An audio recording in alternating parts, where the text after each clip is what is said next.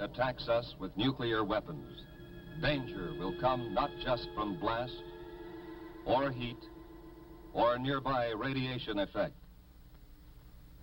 but also from fallout. Fallout, which may occur miles and miles away from the blast. You need to know about fallout, what it is, how to detect it, and what to do to protect yourself against it. Everybody needs to know. Yes, this does mean you. Watch and listen. One day, these facts may save your life. What is this fallout, anyhow? Just bits of radioactive fall out of the mushroom cloud of the nuclear explosion and settle on the ground. These bits of matter can be dangerous.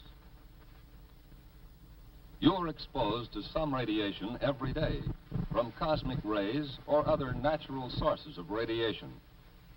These exposures are too small to hurt you. But when a wartime nuclear explosion occurs, a serious fallout follows.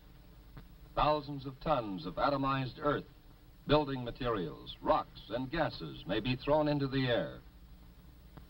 And the mushroom cloud containing them sometimes moves as high as 100,000 feet, nearly 20 miles up. Some of the radioactive particles spill out near the explosion site. Others may be carried for 10, 50, 100 miles or more. But how will you know if there is fallout? You can't hear, smell, taste, or see the radiation. But you yourself can detect the fallout particles that produce it. The easiest time to do this, without special instruments, is when the fallout is settling through the air. This starts any time from about 1/2 hour to several hours after the explosion, depending on how far away you are. And it continues to fall for an hour or longer.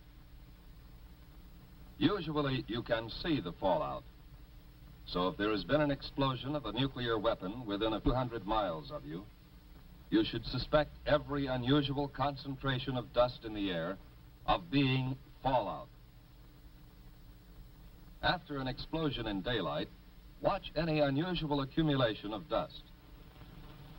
At night, put a white or light-colored plate outside. Examine it every 15 minutes or so. If dust is accumulated on the plate, treat it as fallout. The particles in that fallout behave like miniature X-ray machines, sending out radiation in all directions. If there are many particles, and if you are exposed to them long enough, you will be hurt. Others will be watching for that fallout, of course. Experts will estimate the probable path and speed of approaching fallout and try to keep you posted. But it may come before you hear any details by radio or otherwise. You must take precautions, whether you hear their reports or not. If radio stations are operating, you will hear reports, especially on the Conelrad frequencies 640 or 1240 on your AM dial. As soon as it is safe for specially protected crews to get out into the open, these highly trained civil defense radiation detection teams will make a thorough check of radiation levels and characteristics. Those facts will be relayed to you by radio as fast as they come into Civil Defense headquarters in your area. Information from the radiation monitoring teams will be combined and analyzed by experts manning a central radiation control point. These experts, who know just how fast harmful radiation reduces in force, can predict when it will be safe for people to come out of shelters and resume normal tasks. We have warned that you may have to act before you get any detailed reports. Just what can you do if fallout comes your way? Find the best shelter you can. The more solid substance you can put between yourself and the fallout, the better. But an ordinary frame house with windows closed will give considerable protection. In a house, it's best to get on the floor, away from doors and windows. Or if you can, find a location with additional walls in the center of the building. A basement is even better if the house has one. Large buildings, such as apartment or office buildings, give good protection. The thick, heavy masonry of their walls and floors makes it hard for radiation to get through. Basements, inside rooms, or corridors on the lower floors are safest. The basement of any house or building will become a good improvised shelter if you block the windows with sandbags and place other sandbags on the floor above the shelter area. If you don't have sandbags, thick, solid layers of books, magazines or newspapers, or even a series of file cabinets standing close to each other can cut the radiation danger. In some parts of the country, there are storm cellars or outside vegetable storage cellars. They may be used as shelters from fallout. If you plan to use such a cellar or your basement or any other shelter, stock it with food and supplies. To equip and supply your shelter area, you need some of the same things you might take on a vacation camping trip. First, sleeping equipment to fit your shelter area. Folding cots or sleeping bags and blankets. Then, food and water. There should be at least a 2-week supply. You'll want plenty of fruit juices and lots of your family's favorite canned foods. The drinking water supply should be rotated often to be sure it's fresh. And don't forget such basic needs as sugar, salt, pepper, and other seasoning that your family ordinarily uses.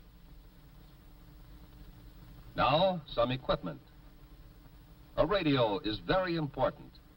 It should be a battery portable with spare batteries. A transistorized radio is best, as the batteries last longer. Next, you need light in the form of flashlights and a battery-operated lantern. Then, a good first aid kit. Now, plates, cups, silverware. A can opener and a bottle opener are important. Add to these things enough closed containers to take care of garbage and human waste. Especially if there will be children in the shelter, include some books and magazines, paper and pencils, maybe 1 or 2 small, simple games. The best protection of all is the special shelter built according to specifications of your local civil defense organization. This has an air filter to allow ventilation, but keep dust out. And it has at least 3 feet of earth over it.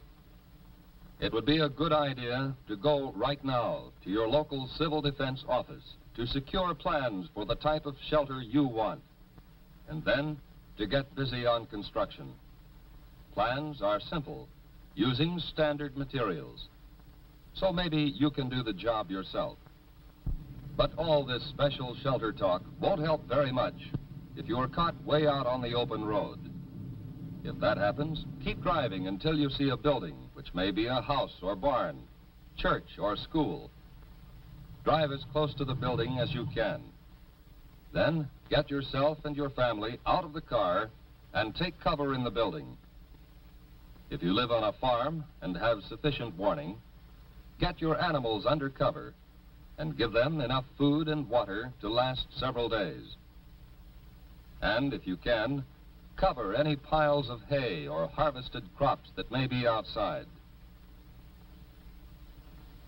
If the explosion has been some miles away, you will have time to fill tubs and other containers with water before fallout arrives. All locations where outside dust does not penetrate will be safe storage points for water. Whatever kind of shelter you find, settle down and make the best of it. If there are others with you, help them by being as calm as you can, and don't be discouraged. You can go out for very brief periods if you are well covered and keep the dust off your skin. Wear heavy boots or shoes and pants tucked in or tied around the bottom to keep dust out. If any dust gets on you, brush it off promptly. And when you have a chance, wash it off. That dust can burn your skin. But what happens if you do get exposed to a great deal of fallout? Food or water has been contaminated by the dust. Internal damage may occur. When dust has been left on skin, there will be skin burns. When you have been near dust too long, there may be radiation sickness. Exposure can even cause death. If you have had considerable exposure, you will vomit and grow weak. But after a few hours, this sensation will pass, and by the next day, you may have had the last of it. Even if you have been exposed to excessive fallout, you may eat and drink just as you normally would, but don't force yourself. Whether you have had these symptoms or not, if Civil Defense radio announcements have said that radiation has been high in your section, keep an eye on your condition for the next few days. Watch especially for these developments in the 2 weeks following exposure. Return of nausea,